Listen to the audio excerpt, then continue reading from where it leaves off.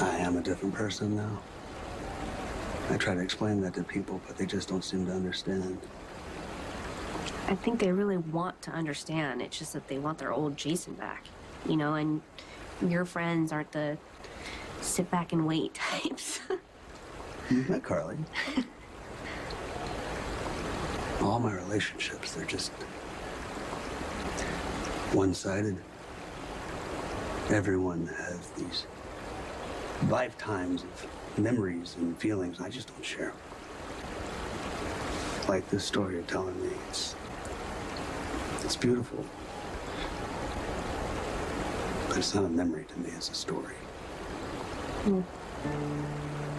Then I guess you're back where you started. Boy with no past.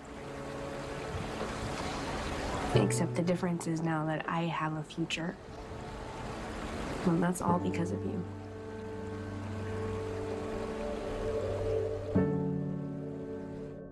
I was really lucky. Despite the stigma that was attached to HIV and AIDS at the time, I was really supported by my family. I was loved by the community.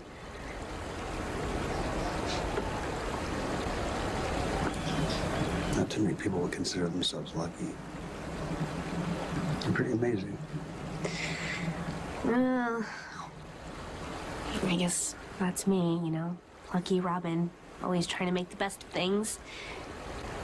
But that was part of the pressure, you know. I mean, having to be positive and cheerful and happy all the time. But with you, it wasn't like that. I could tell you how I really felt. I could tell you about the struggle, the good and the bad days. You know,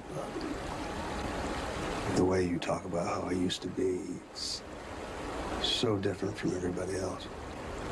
I couldn't have gotten through that time without you. You know, I really wish I could remember that.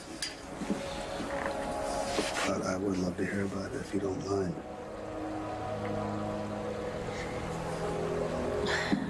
I was offered what they called the cocktail. It was the drug at the time, and you had to take up to 30 pills a day. I wasn't sure if I was ready to make that kind of commitment. I mean, you could not miss a day or a dose. You know, why put all that work in if there was actually no guarantee that any of it would work?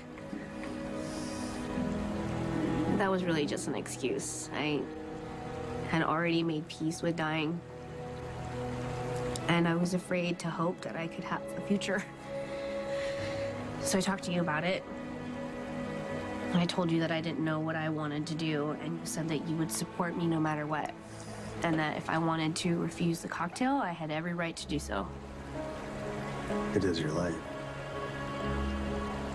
And then I asked you what you wanted, and you said that you wanted me to live. And that my life was important, and that I had to fight for that. I was able to realize that it was possible for me to have a future.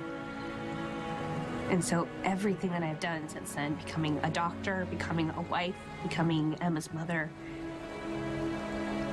none of that would have happened if you didn't help me to make that decision.